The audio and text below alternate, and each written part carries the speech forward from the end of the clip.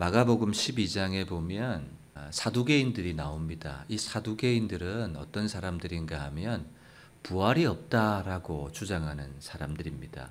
이 사람들이 예수님께 와서 질문을 합니다. 칠형제가 있었는데 마지가 결혼을 해서 자식이 없이 죽었어요. 이스라엘 나라에는 오늘날처럼 복지 제도가 하나 있는데 그게 뭔가 하면 형사취수 제도라는 제도가 있습니다. 첫째 형이 결혼을 해서 처자식이 없이 죽었으면 그 다음 동생 둘째가 그 아내를 취해서 이제 그 후사를 대를 잇게 하는 그런 제도가 있었는데 둘째도 자식이 없이 죽었고 셋째 그리고 넷째 일곱째까지 그 아내를 취하였습니다. 근데 부활 때는 도대체 누구의 아내가 되겠습니까? 사두개인들이 예수님께 질문을 하죠. 예수님께서 사두개인들에게 이제 대답하십니다. 어떻게 대답하시는가 하면 출애굽기에 보면 가시떨기 나무에 불이 붙은 장면이 나오죠. 그리고 그 속에서 음성이 나와서 모세를 부르시는 장면이 나옵니다. 모세가 묻습니다. 누구십니까? 음성이 들려오기를 나는 아브라함의 하나님이요 이삭의 하나님이요 야곱의 하나님이다 이렇게 말씀하십니다. 아브라함은 죽었어요. 이삭도 죽었고 야곱도 죽었어요. 그런데 지금 하나님께서 말씀하시기를 현재형으로 말씀하시는 거예요. 나는 아브라함의 하나님이다. 그 말은 지금 아브라함이 죽은 것이 아니라 하나님 나라에 살아있다 그 말이에요. 아브라함도 살아있고 이삭도 살아있고 야곱도 살아있고 그래서 그들 살아있는 그들의 하나님이다. 그 말씀이거든요. 그래서 예수님께서 그 사두개인들에게 말씀하시기를 마가복음 12장 27절 말씀에 보면 나는 죽은 자의 하나님이 아니요 산 자의 하나님이다 이렇게 말씀하셨습니다. 그래서 사두개인들에게 너희가 크게 오해했다 이렇게 말씀하시죠. 하나님은 죽은 자의 하나님이 아니라 살아있는 자의 하나님이다 이렇게 말씀하십니다. 여러분 그 말은 지금 아브라함이 죽었어요 살았어요? 지금은 죽었죠. 그러나 하나님 나라에 살아계시죠. 지금 그 아브라함의 하나님, 이삭의 하나님, 야곱의 하나님이라는 것이고 지금도 살아있는 나의 하나님은 누구의 하나님이에요? 아브라함의 하나님이기도 하지만 지금 나의 하나님이라는 거예요. 그리고 그 하나님이 지금도 살아계신 하나님이다. 이렇게 사두개인들에게 예수님께서 가르쳐 주신 것이죠. 여러분 예수님이 지금 살아계십니까? 아멘. 살아계십니다. 어디에 살아계십니까? 우리 속에 우리 육체를 성전 삼고 성령이 우리 안에 거하시는 거죠. 그래서 내 몸뚱아리 육체가 뭐가 되는 거예요? 그죠. 성전이 되는 거예요. 하나님이 거하시는 너희가 하나님의 성전인 것과 라고 말씀하잖아요. 여러분 이제는 우리 육체 이 몸이요 성령이 거하시는 거룩한 성령의 전인 거예요. 그래서 내 몸을 함부로 해서는 안 되는 거예요. 내 속에 성령이 살아계신 그래서 살아계신 자의 하나님 나의 하나님은 살아계신 하나님 나도 살아있잖아요. 여러분 지금 사두개인들이 살아서 질문하지만 사두개인들은 살았어요 죽었어요? 육체는 살았으나 죽었어요. 그들의 하나님은 없어요. 마리아가 지금 무덤에 왔어요. 뭐 하려고 왔어요? 시신의 향품을 바르려고 왔어요. 그런데 시신이 있어요 없어요? 없어요. 마리아는 지금 어떻게 하고 있습니까? 무덤 밖에서 시신이 없는 것으로 인해서 울고 있더니 근데 여러분 이 울음은요 훌쩍훌쩍 이런 울음이 아니에요. 어떤 울음이에요? 맞아요. 통곡의 울음이에요. 대성통곡의 울음이에요. 여러분 마리아가 왜 예수님의 시체 무덤에 찾아와서 시체가 없어진 것으로 대성통곡했을까요? 여러분 마리아는 무슨 마리아예요? 막달라 마리아입니다. 막달라 마리아는 어떤 마리아였습니까? 7 귀신이 들렸던 여인이었죠. 여기서 7 귀신 들렸다는 것은 7마리 귀신이 들었다.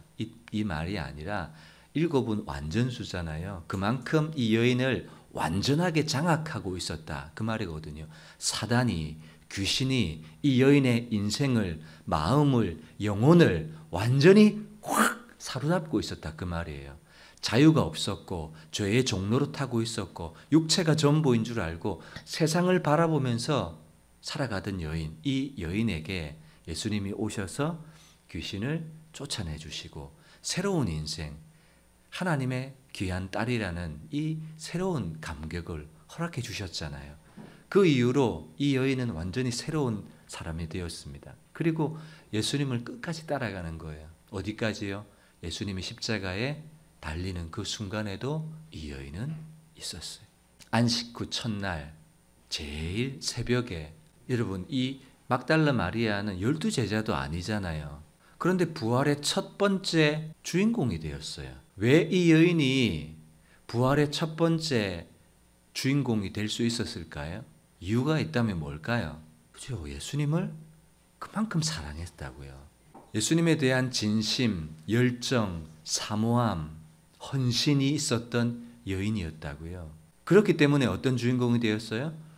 부활의 첫 번째 주님을 만나는 영광, 그 영광을 얻을 수가 있었던 것이죠. 여러분, 이 여인이 가지고 있는 진심, 이거 우리가 본받아야 됩니다.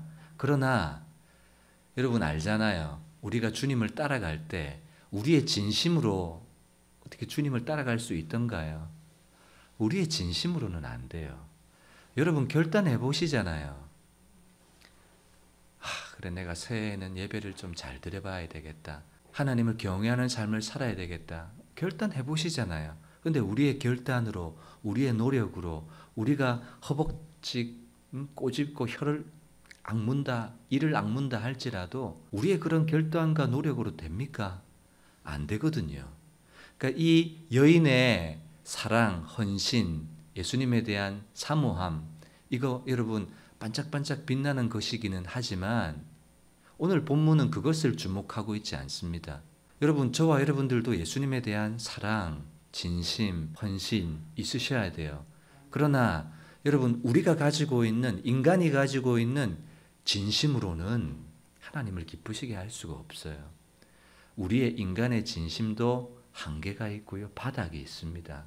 우리는 우리의 노력으로는 안 돼요. 그렇기 때문에 성령의 능력, 성령의 기름 부으심을 덧입어야 되는 것이고, 하나님이 나사렛 예수에게 성령과 능력을 기름 붓듯 하셨던 그 은혜가 저와 여러분들에게도 부어져야 우리가 하나님을 기쁘시게 할 수 있다는 사실 꼭 기억하셨으면 좋겠습니다. 어쨌든 이 여인은 대성통곡하고 있었어요. 만약에 여러분 이 여인이 무덤을 찾았는데 시신이 그대로 있었어요. 그러면 이 여인은 울었을까요? 안 울었겠죠. 이 여인은 안 울었을 거예요. 그러나 온 인류의 인생들은 한평생 울게 되었을 거예요. 뭐 때문에요? 일평생 죽기를 무서워함으로 죄의 종되어서 이 여인을 사로잡고 있었던 7 귀신 들렸던 그 여인의 인생처럼 우리도 귀신의 종로로 타고 사단의 종로로 타고, 사단 마귀가 끊임없이 우리를 유혹하고 시험하지 않습니까? 사단이요, 예수님을 시험했어요. 돌이 떡덩이가 되게 해봐라. 높은 산에 올라 세워놓고 네가 내게 경배하면 이 모든 영광을 너에게 줄 거다. 인간은 어떤 존재입니까? 영광을 취하고 영광을 받는 존재가 아니라 오직 하나님께만 경배하고 영광을 돌리는 존재라는 사실을, 그 대답을 마귀에게, 사단에게 하시면서 시험을 이기셨거든요. 성전 꼭대기에서 뛰어내려봐라. 그러면 천사들이 너의 발을 받들어서 털끝 하나 다치지 않게 해줄 거다. 여러분, 그렇게 유혹하고 시험했어요. 우리는 여러분 유혹과 시험이 없습니까? 우리는 예수님을 믿고 구원을 얻었으나 우리 속에도 사단이 끊임없이 뭐예요? 충동질해요. 육신의 사람을 충동질해요. 몸이 전부인 줄 알고, 이 육체가 전부인 줄 알고 어떻게든 몸이 편안하고 입으로 들어가고 우리 등 따시고 배부르는 것이 최고인 줄 아는 그런 삶으로 탁 정체되게 한다고요. 여기가 좋사오니 이런 마음이 들게 한다고요. 그러나 여러분, 우리는 그런 존재가 아니거든요. 무덤 위에 시체가 그대로 있었다면 마리아는 울지 않았을 것이지만, 시체가 있었다면 저와 여러분들은 일평생 마리아와 같은 그런 인생을 살아가는 존재밖에 안 되는 것이죠. 영원히 제 가운데서 울게 되었을 것이고 기독교는 존재하지 않았을 것입니다. 그러나 예수님 부활하셨기에 죽음으로 끝나는 저와 여러분들의 인생이지만 뭐가 있어요? 우리는 죽음이 끝이 아니라 죽음이 시작이에요. 또 다른 시작이고, 썩을 몸은 벗어지고 썩지 않을 몸을 입는 그 영광의 새로운 위로와 소망을 갖게 되었다는 그 사실. 뭐 때문에? 무덤 속에 시신이 없었기 때문에 그런 일이 우리에게 주어진다는 사실, 여러분 우리는 꼭 기억해야 할 것입니다. 나이를 알 수 없지만 7 귀신이 들려서 온갖 상처와 두려움 속에 사탄의 종으로 살았을 거예요. 그러나 예수님을 만난 이후에 새로운 인생을 살았어요. 그런데 시신이 없어졌어요. 이 여인의 마음속에는 청천벽력 같은 또 다른 형태의 뭐예요? 눈물. 여러분, 예수님을 만나기 전에는요, 사탄에 매여서 절망과 두려움 속에 절망하고 고통스러워했습니다. 가능성이 없었습니다. 그런데 예수님을 만나고 난 이후에는 새로운 삶의 소망을 발견하기는 했지만 시신이 없어졌습니다. 그렇지만 이 여인의 마음속에는 또 다른 형태의 절망과 눈물을 흘리게 하고 있습니다. 여러분, 무덤 속에, 무덤 곁에서 울고 있는 이 여인의 모습은요, 모든 인간의 모습을 압축해서 보여주는 것과 같습니다. 우리는요, 인생의 눈물고비를 넘기면 이제는 우리 눈에 눈물이 싹 사라집니까? 아니죠. 눈물의 산을 넘어서면 또 다른 눈물의 산, 이 눈물의 산을 넘어서면 또 절망의 산, 또 넘어서면 또 다른 형태의 고통과 아픔, 절망. 여러분, 우리는요, 이 절망과 눈물을 벗어날 수 있는 그런 능력이 없어요. 이 막달라 마리아도 그랬어요. 그런데 이 여인이 부활의 주님을 만나는 순간에 달라지는 거예요. 부활의 주님을 만나는 순간에 늘 절망을 만나고 이 절망 넘어서면 눈물과 아픔과 고통을 만났던 이 여인이었지만, 부활의 주님을 만나는 순간에 이제는 더 이상 눈물을 흘리지 않습니다. 여러분, 우리는 십자가에 죽은 예수님을 만납니다. 여러분들도 그런 경험이 있으시죠? 오늘 이 말씀을 통해서 여러분들에게 도전하고 싶은 것은, 부활하신 주님, 아브라함의 하나님, 이삭의 하나님, 야곱의 하나님, 죽은 자의 하나님이 아니라 살아있는 자의 하나님이었던 것처럼 오늘 내가 만난 하나님은 도대체 어떤 하나님인가? 내 안에 계신 하나님은 어떤 하나님인가? 여러분, 그 하나님을 여러분들 고백할 수 있으시기를 바랍니다. 절망의 순간에 마지막 이 막달라 마리아가 생각했던 것은 무덤 속에 시신이 마지막일 거다, 이렇게 생각했는데 그게 아니었습니다. 여러분, 인생의 마지막은 무덤 속에 시신이 마지막입니까? 그게 아니라고요. 예수 믿지 않는 세상의 사람들은 뭐가 마지막이라고 생각해요? 한 줌의 죄가 마지막이다, 무덤 속에 시신이 마지막이다라고 생각하지만 절대 그렇지 않습니다. 우리의 마지막은 무덤 속에 시신이나 한 줌의 죄가 마지막이 아니라 아버지 품으로 돌아가는 것, 그것이 마지막이에요. 우리의 마지막은 그것이 마지막. 그것에 대한 소망과 기대가 우리 속에 있지 않습니까? 막달라 마리아는 무덤 속에서, 무덤 곁에서 무덤 속의 시신, 그것이 최종적인 자기의 시선이었지만, 여러분, 그것이 인간의 한계입니다. 인간은 인간의 수준밖에 마지막을 보지 못해요. 그러나 예수님을 만나는 순간 죽음이 끝이 아니라, 무덤이 끝이 아니라, 무덤 속에 썩어 있는 시신이 끝이 아니라 그 너머가 끝이다. 그 너머에 무엇이 있다는 사실을 우리에게 분명히 말해주고 있습니다. 만약에 여러분 죽음으로 끝난다면 우리가 왜 말씀으로 살겠습니까? 우리가 왜 믿음으로 살겠습니까? 우리가 왜 하나님을 경외하며 살겠습니까? 그거 아무 필요 없는데, 아버지 품으로 안기는 그날이 있기 때문에 오늘 내가 이렇게 살아서는 안 되지. 이렇게 결단하는 것이고 다시 말씀으로 돌아가는 것이고 다시 하나님을 경외하는 삶으로 살아가기를 붙드는 거죠. 그거 왜 그래요? 언젠가 하나님의 품에, 아버지의 품에 안길 날이 있기 때문에. 여러분 그 사실을 믿으세요? 그렇다면 그 마지막을 바라보면서 오늘을 살아가는 거예요. 여러분 그 삶을 가리켜서 종말론적인 삶 이렇게 말하는 거예요. 끝을 바라보면서 오늘을 살아가는 삶. 우리에게는 부활이 있어요. 여러분 부활의 주님을 만날 그 날을 바라보면서 오늘을 살아가는 거예요. 그래야 오늘의 나의 삶이 바람에 나는 겨와 같지 않게 되는 거예요. 말씀에 굳게 서서 마지막을 준비하는 그 삶을 살아갈 수 있게 된다는 사실 저와 여러분들이 꼭 기억했으면 좋겠습니다. 무덤 안을 이 여인이 보니까 천사가 이야기합니다. 13절 어찌하여 우느냐? 어찌하여 우느냐? 여러분 마리아는 지금 뭘 찾고 있습니까? 네, 죽은 시신을 찾고 있어요. 십자가에 달려서 죽은 시신을 찾고 있어요. 여러분 십자가에 예수님이 달려서 죽으신 이유가 있다면 우리의 죄를 대속하기 위해서 우리에게 구원과 영생을 주시기 위해서 예수님이 십자가에 달리셨습니다. 여러분 질문합니다.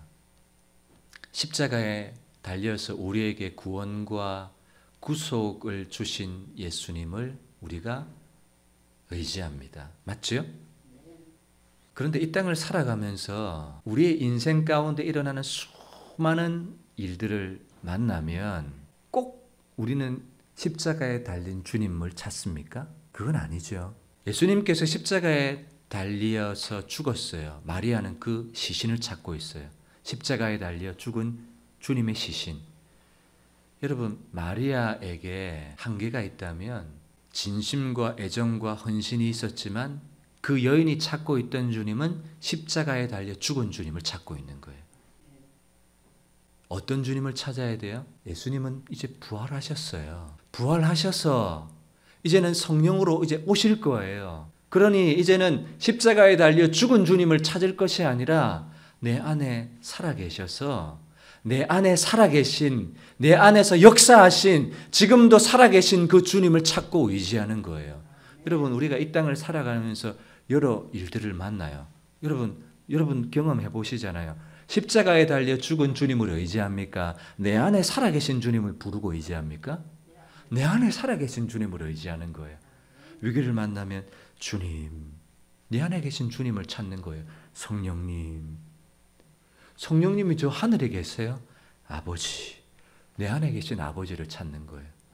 십자가에 달려 죽은 주님이 아니에요. 우리 개신교에서는 십자가에 뭐가 있어요, 없어요? 예수님의 시신이 없어요. 그 말은 뭐예요? 달려 죽은 주님을 찾는 것이 아니라 부활 승천하셔서 이제는 성령으로 하나님의 영이 내 안에 내주하시고 거하시기 때문에 내 안에 살아계신 주님을 의지하고 그분과 함께 살아가는 거예요. 그게 신앙이잖아요. 여러분 그것을 마리아를 통해서 가르쳐주고 있습니다. 죽은 주님을 찾고 의지하는 것이 아니라 여러분 기억하세요. 내 안에 살아계시고 내 안에 임재해 계시고 나에게 말씀을 주시고 나와 동행하시는 임마누엘, 내가 영원토록 너희와 함께하겠다, 너를 버리지 않고 떠나지 않겠다라고 약속하신 그 주님을 의지하는 거예요. 그러니 여러분 위기를 만납니다. 막 기도하고 싶어요. 그러면 여러분 꼭 예배당 찾아가서 기도해야지 시원합니까? 그런 분들이 있을지 모릅니다. 그러나 여러분 우리는 이제 장소와 상황에 구애받지 않습니다. 우리는 어디서나 하나님을 부르고 어디서나 하나님을 찬양하고 어디서나 하나님을 의지하는 거예요. 어디서나. 왜? 그분은 부활하셔서 무소부재하신, 편재하신, 편만하신 분이시기 때문에 언제든지 살아계신 주님을 우리는 부르고 의지할 수 있다는 사실, 여러분 그 주님이 내 안에서 내 속에서 왕이시고 주인이 되십니다. 그죠? 내 안에 계시고 내 속에 계신 거예요. 여러분 그 주님을 따르고 그 주님을 의지하는 그런 저와 여러분들이 되었으면 좋겠습니다. 알아보지 못하는 마리아에게 예수님이 목자의 음성을 들려주시죠. 뭐라고 부르세요? 마리아야. 그제서야 양이 목자의 음성을 듣듯이 마리아는 알아듣습니다. 그리고 마리아에게 이야기합니다. 17절 예수께서 이르시되 나를 붙들지 말라. 내가 아직 아버지께로 올라가지 아니하였노라. 너는 마리아죠. 막달라 마리아죠. 누구에게 가래요? 내 형제들. 지금 내 형제들은 누구예요? 제자들이겠죠. 예수님이 제자들을 지금 뭐라고 부르세요? 마리아야, 너 내 제자들에게 가서 이렇게 얘기를 해야 될 텐데 예수님이 지금 뭐라고 말씀하세요? 제자들을 내 형제들이라고 말씀하세요. 왜 예수님께서 제자들을 내 형제라고 부르세요? 여러분, 예수님께서 십자가를 지시고 부활하신 것으로 우리에게 일어난 새로운 일들이 있습니다. 예수님이 만들어 놓으신 새로운 일들이 있어요. 히브리서 2장 11절 말씀. 거룩하게 하시는 이와 거룩하게 함을 입은 자들이 다 한 근원에서 난지라. 그러므로 형제라 부르시기를 부끄러워하지 아니하시고. 거룩하게 하시는 이는 하나님이세요. 예수님이시죠. 거룩하게 함을 입은 자들은 저와 여러분들입니다. 그런데 다 어디에서 났대요? 한 근원, 아버지 하나님에게서 났다. 그러니까 뭐라고 부른다? 형제라, 자매라 부를 수 있게 되었다 그 말이에요. 십자가와 부활을 통해 우리에게 이루어진 일이 있다면 첫 번째는 새로운 관계를 만들어 놓으셨어요. 한 근원, 한 아버지에게 났기 때문에 이제 뭐라고 부르는 거예요? 형제, 자매. 여러분, 우리 교회 안에서도 누구를 부를 때 누구누구 씨 부릅니까? 누구누구 형제님, 누구누구 집사님, 자매님 이렇게 부르죠? 그것이 여러분 우리에게 부끄럽습니까? 자연스럽습니까? 자연스러워요. 왜 자연스러워요? 한 근원에서 났기 때문에. 십자가와 부활이 우리에게 이루어 놓은 일이 이거예요. 새로운 관계를 만들어 놓았어요.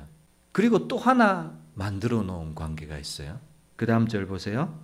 내 형제들에게 가서 이르되 내가 내 아버지 곧 너희 아버지 내 하나님 곧 너희 하나님께로 올라간다 하라. 이전에는 십자가 부활 이전에는 하나님과 어떤 관계였습니까? 하나님과 원수였고요. 본질상 진노의 자녀였습니다. 로마서 5장 10절 말씀해 보면 너희가 원수 되었을 때에 이렇게 얘기해요. 하나님과 원수였다고요. 그런데 십자가와 부활을 통해서 원수가 뭐가 됐어요? 그 하나님을 향해서 뭐라고 불러요? 나의 하나님, 내 하나님이라고 부른다고요. 그것이 어떻게 일어난 일입니까?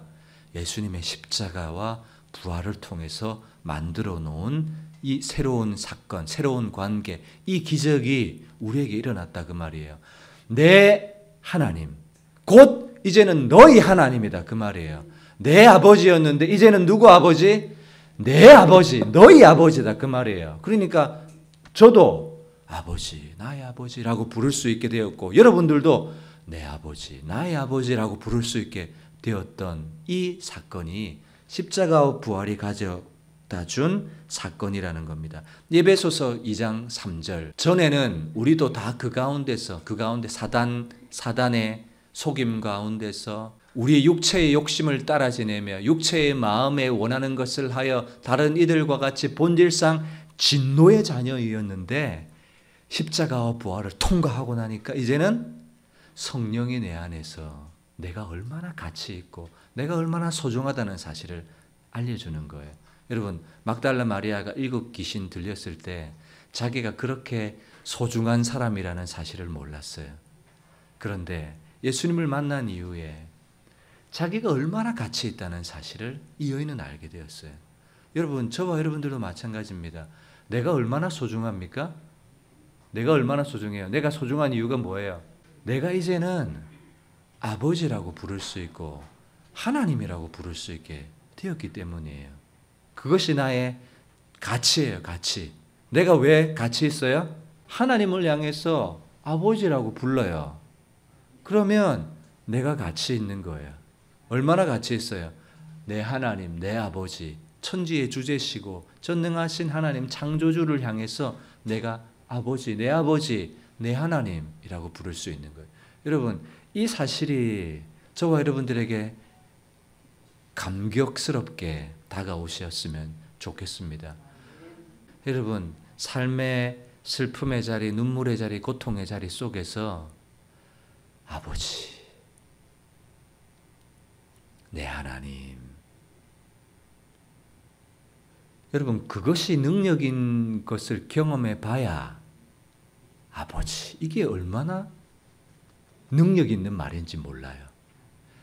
여러분, 그 경험, 그 능력을 체험해 봐야 깊은 골방의 자리에 들어가서 아버지, 다른 말 안 해도 돼요. 아버지,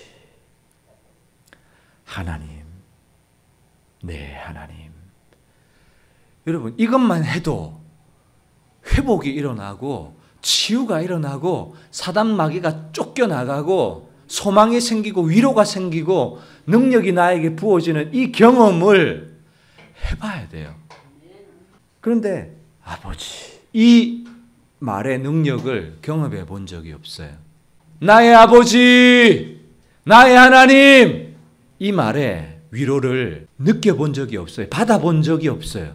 여러분, 그래서는 안 됩니다. 여러분들 삶의 자리에서 부활의 주님이 내 안에 계시기 때문에 언제든지 나는, 그래서 여러분, 이 말이라는 것은 얼마나 중요한지 몰라요. 어떤 일을 딱 만났는데 이 나쁜 놈 이래 해버리면 이제는 뭐가 싹 사라져버려요? 아버지. 이 말은 쓸 수가 없어요. 저놈의 새끼. 이 말을 뱉어버리면 나의 하나님. 이를 부르는 한 셈에서 두 말이 나올 수가 없다고요. 그러니 여러분, 이건요, 훈련이에요, 훈련. 경건의 연습이에요. 꼭 삶의 자리에서 여러분 해보세요. 반복하시고 연습해보세요. 사람을 향해서, 환경을 향해서, 형편을 향해서 독한 말, 나쁜 말을 뱉어버리면 안 돼요. 먼저 뭐 하셔야 돼요? 아버지, 하나님. 이래야 그 다음에 뭐가 나와요? 기도가 고리가 되어서 따라 나온다고요. 생명의 언어가 따라 나온다고요. 그런데 육신의 말을 툭 내뱉어버리면 이제 아버지라고 부르기가, 성령님이라고 부르기가 입이 부끄러워가지고 싹 말이요, 나오지 않아요. 예수님이 40일 금식하시고 시험을 받으셨습니다. 다른 성경에 보면 기록되었으되, 기록한 말씀으로 다 이기셨어요. 마태복음에 보면 기록되었으되, 기록되었으되, 기록되었으되. 제일 먼저 말씀으로 딱 대응하셨다고요. 저와 여러분들, 이 세상에 일어나는 수많은 일들, 수많은 사건들, 수많은 관계 속에서 육신의 반응, 여러분, 그것보다 먼저 육신의 반응은 딱 잠재우세요. 그래서 여러분, 인간 관계는 너무 다양하지 않습니까? 뭐 결정해야 되고 대답해 줘야 되고 그럴 일이 참 많아요. 그렇지만 육신의 반응은 딱 멈추고요. 그래서 저도 그렇습니다. 뭔가를 결정해야 되고 대답해 줘야 되면 기도하고 대답해 드리겠습니다. 기도하고 결정하겠습니다. 잠깐만 시간을 주세요. 하고 딱 뭐 할 수 있는 틈을 얻어요? 아버지, 하나님 부르고 말씀으로 반응하고 영적으로 반응할 수 있는 그 시간을 딱 본 다음에 그리고 대답하는 거예요. 그런데 그 시간을, 영적인 반응을 먼저 하지 않고 육체의 반응을 딱 해버리잖아요. 그러면 나중에 꼭 탈이 나요. 꼭 돌이켜야 되고, 이거 죄송해요, 다시 번복해야 되는 상황이 꼭 생긴다고요. 그렇기 때문에 항상 뭐 하셔야 돼요? 아버지, 하나님. 왜? 그분은 나의 아버지고 나의 하나님이시기 때문에 그 사실을 마리아에게 말해주고 있습니다. 한 절만 더 볼까요? 골로새서 1장 21절 22절. 전에 악한 행실로 멀리 떠나 마음으로 원수가 되었던 너희. 여러분, 원수라는 말 속에는요, 하나님과 나와의 관계만 원수가 아니라 에덴 동산을 살펴보세요. 내 뼈 중에 뼈요, 살 중에 살이라 했던 이 부부 관계도 뭐가 되었어요? 원수가 되었어요. 자연과 인간의 관계도 원수가 되었어요. 다 깨어져 버렸다고요. 그런데 그 너희를 22절 이제는 그의 육체의 죽음으로 말미암아 화목하게 하사 십자가와 부활로 우리를 새로운 관계로 만들어 주셨어요. 너희를 거룩하고 흠없고 책망할 것이 없는 자로 그 앞에 세우고자 하나님의 영광스러운 사랑스러운 아들과 딸로 아버지라 하나님이라 부를 수 있는 그 존재로 세우고자 하셨다 그 말이에요. 그러니 여러분 흠없는 책망할 것이 없는 그런 자녀로 아들과 딸로 서시기를 주님의 이름으로 부탁드립니다. 그리고 하나님께서는 우리에게 약속해 주십니다. 히브리서 13장 5절 말씀에 보면 그 부활의 주님이 영원히 너를 버리지 않고 영원히 너를 떠나지 않을 거다 이 말씀을 해주세요. 그런데 그 말 앞에 무슨 말이 있느냐면 돈을 사랑하지 말라 이 말이 있어요. 하나님을 주님을 의지하지 못하게 하는 가장 큰 적이 있다면 돈이에요. 물질이에요. 하나님은 자신과 견줄 만한 그 어떤 것도 상대 어떤 대상을 두지 않으셨어요. 그런데 꼭 한 가지 하나님과 재물을 겸하여 섬기지 못한다 이렇게 말씀하셨습니다. 돈을 사랑하지 말라 이 말씀을 딱 해놓고 내가 너희를 영원히 버리지 않을 것이고 떠나지 않을 것이다. 그러니까 그 주님을 의지하고 신뢰하고 부르고 해야지 돈을 딱 바라보는 순간 하나님 여러분 의지할 수 있습니까? 돈에게 시선이 딱 가는 순간 돈밖에 안 보여요. 목사인 저도 무슨 말인지 아십니까? 여러분들의 시선이 물질에 상황에 형편에 조금이라도 가는 순간 하나님을 의지하는 힘은 약해져 버려요. 제가 이 예를 몇 번 드린 적이 있습니다. 제가 군 생활을 섬에서 했습니다. 그래서 큰 가방을 메고 배에 딱 올라탔는데 앉아가지고 옆을 딱 보니까 이별하는 군대 연인들이 있더라고요. 여자친구를 이별을 하는데 아쉬우니까 가방도 탔어요. 배에. 몸도 절반이 다 탔어요. 그런데 발 한쪽만 육지에 딱 대고 여자친구 손을 잡고 있는 거예요. 그 탄 거예요? 안 탄 거예요? 아니 탔잖아요. 몸 절반은 탔고 가방도 실었고 다 탔잖아요. 근데 발 한쪽 하고 손 딱 잡고 이거 안 탄 거잖아요. 안 탄 거예요. 우리 신앙이 그럴 수 있어요. 우리 하나님을 내 아버지라 불러요. 내 하나님이라 불러요. 그런데 발 한쪽 세상에 딛고 돈을 향한 마음 세상에 손 하나 내밀고 붙잡고 있으면 그거 하나님 의지한 거예요? 안 한 거예요? 네, 안 한 거예요, 여러분. 무슨 말이냐면 하나님도 의지하고 돈도 의지하고가 아니라 하나님이 우리에게 원하시는 것이 하나님만 의지하는 거예요. 도가 아니라 만이에요. 따라서 합니다. 하나님 도가 아니라 하나님만이다. 네, 하나님 도 의지한다가 아니라 하나님만 의지하는 거예요. 그래서 돈을 사랑하지 마라. 내가 너를 영원히 떠나지 않고 버리지 않을 것이다. 이렇게 말씀하고 있습니다. 여러분 막달라 마리아가 울고 있다가 부활의 주님을 만난 이후에 내 아버지 막 마리아도 놀랐을 거예요. 내 형제들에게 가라. 나도 예수님의 형제구나. 내가 예수님과 그런 관계가 이루어졌구나. 예수님의 십자가와 부활을 통해서 새로운 관계가 이루어졌구나. 아버지라 부를 수 있는 자격이 나에게 주어졌구나. 이제는 다시는 뭐가 없어요? 나에게 어두운 과거는 끝이 났구나. 여러분들 인생 가운데 부활하신 주님이 나의 아버지가 되시고 나의 하나님이 된다는 사실이 소망이 되시고 기쁨이 되시기를 주님의 이름으로 축복합니다. 그리고 이번 한 주간의 삶 가운데 여러분들이 입술을 잘 사용하세요. 먼저 뭘 얘기하시라고요? 먼저 독한 말이 나오기 전에 아버지, 그래야 말씀이 따라 나오고 하나님 불러야 은혜가 따라 나오지. 내가 육체로 이놈의 새끼 육신의 눈으로 바라보고 자연인으로 대응하면 영적인 반응은 메말라 버린다는 사실. 그리고 하나님만 의지해야 된다. 혹 내가 하나님 부활의 주님도 의지하고 내 삶 가운데 어려움을 만나면 주님 하고 부르기는 한데